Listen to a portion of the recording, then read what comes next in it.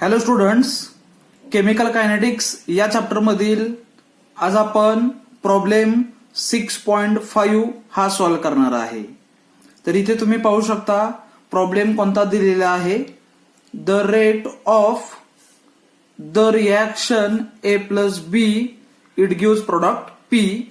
म्हणजे या ठिकाणी सुरुवातीला तुम्हाला रिॲक्शनचा रेट दिलेला आहे. पुन्हा एकदा पहा, the rate of the reaction A plus B it gives product P in 3.6 into 10⁻⁻² mole per dm cube per second.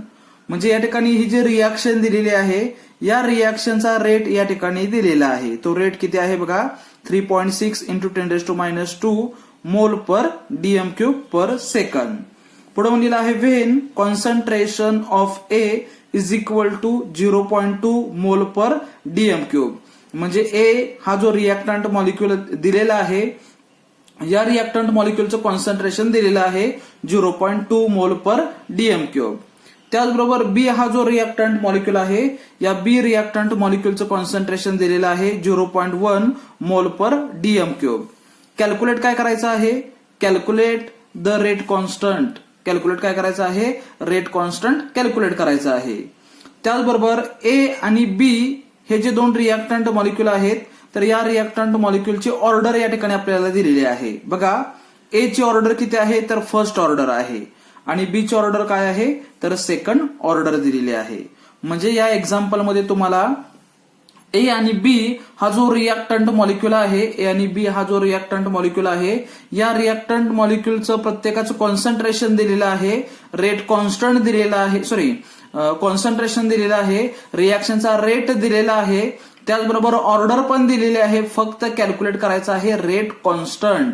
Calculate काय करायचं आहे, रेट कॉन्स्टंट कॅल्क्युलेट करायचं आहे. तर इथे तुम्ही पाहू शकता, पहा की सुरुवातीला आपण ही जी रिॲक्शन दिलेली आहे या रिॲक्शनचं रेट इक्वेशन लिहिणार आहे. मग रेट इक्वेशन काय आहे तर rate is equal to K constant. Reactant molecule A आणि बी आहेत यांचं कॉन्सन्ट्रेशन घेणार. म्हणजे concentration of A into concentration of B. Concentration of A into concentration of B घेणार आहे. त्यानंतर आपल्याला रेट दिलेला आहे. मग गिवन मध्ये आपण काय घेणार आहे बघा, रेट इज इक्वल टू किती आहे 3.6 into 10⁻⁻² mole per DM cube per second हा रेट दिलेला आहे. त्याचबरोबर ए चं कॉन्सन्ट्रेशन दिलेलं आहे. ए चं कॉन्सन्ट्रेशन किती आहे पहा, ए is equal to 0.2 mole per DM cube. मोल पर डीएम क्यूब. बी चं कॉन्सन्ट्रेशन दिलेलं आहे, बी इज इक्वल टू 0.1 मोल पर डीएम क्यूब. मोल पर डीएम क्यूब. आणि कॅल्क्युलेट म्हणलेलं आहे rate constant. Rate constant calculate करायचं आहे. म्हणजे के इज इक्वल टू काय घेणार आपण, क्वेश्चन मार्क घेणार आहे. मग हे जे रेट इक्वेशन दिलेलं आहे या रेट इक्वेशन मध्ये आपण काय घेणार आहे बघा, ए ची ऑर्डर किती दिलेली आहे तर ए हा जो रिॲक्टंट मॉलिक्यूल आहे याची ऑर्डर आहे ए इज फर्स्ट ऑर्डर.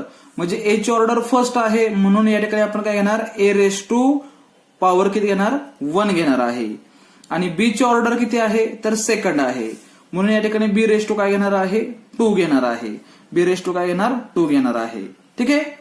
मग या इक्वेशन मध्ये बघा आपल्याला के कॅल्क्युलेट करायचं आहे. जर के कॅल्क्युलेट करायचं असेल तर फॉर्म्युला या ठिकाणी आपण काय घेणार आहे बघा, जर आपल्याला या ठिकाणी के कॅल्क्युलेट करायचं असेल तर formula K is equal to rate divided by concentration of A raise to 1 concentration of B raise to 2 घेणार आहे. रेस टू काय घेणार आहे 2 घेणार आहे. मग रेट तुम्हाला दिलेला आहे, किती आहे रेट तर 3.6 into 10⁻⁻² mole per DM cube per second. Mole per DM cube per second divided by A चं कॉन्सन्ट्रेशन किती आहे तर 0.2 मोल पर डीएम क्यूब. मोल पर डीएम क्यूब इंटू बी चं कॉन्सन्ट्रेशन किती आहे 0.1 मोल पर डीएम क्यूब. बी चं कॉन्सन्ट्रेशन काय आहे मोल पर डीएम क्यूब. 0.1 मोल पर डीएम क्यूब. मग या ठिकाणी तुम्ही पाहू शकता बी ची ऑर्डर किती आहे 2 आहे, म्हणजे या व्हॅल्यूचं आपण काय घेणार आहे तर स्क्वेअर करणार आहे, या व्हॅल्यूचं काय करणार स्क्वेअर करणार आहे. मग या ठिकाणी बघा 3.6 इंटू 10⁻² मोल per DM cube per second.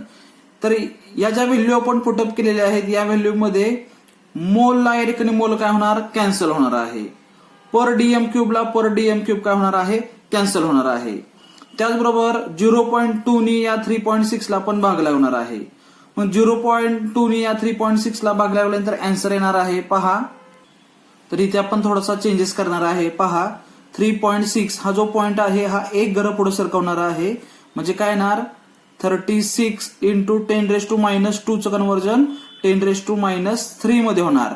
हा पॉइंट एक डिजिट पुढे सरकवल्यानंतर 10⁻² चं कन्व्हर्जन 10⁻³ मध्ये होणार आहे. बरोबर. युनिट कोणतं शिल्लक राहिलेलं आहे तर पर सेकंद शिल्लक राहिलेला आहे डिवायडेड बाय.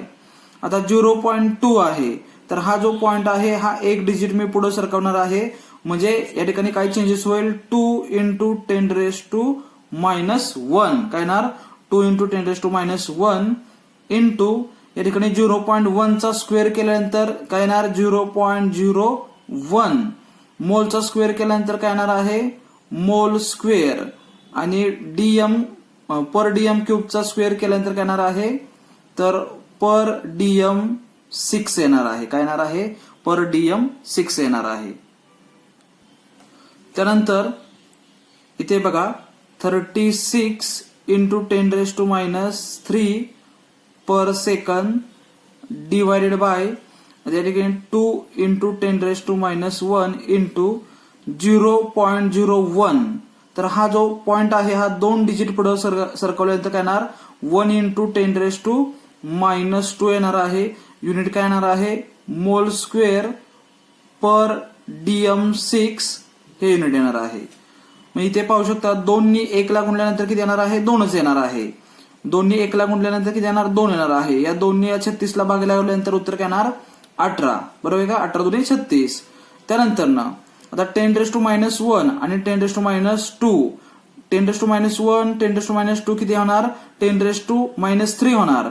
मग या 10⁻³ ला हा 10⁻³ काय होणार कॅन्सल होणार आहे. बघा हा जो 10⁻³ आहे हा 10⁻³ 10⁻³ ला कॅन्सल होणार, पण इथे घेत असताना काय घेणार 10⁻1 इंटू 10⁻² काय येणार 10⁻³ येणार आहे. म्हणजे 10⁻1 ला 10⁻² म्हणजे 10⁻³ ला 3 काय होणार कॅन्सल होणार आहे.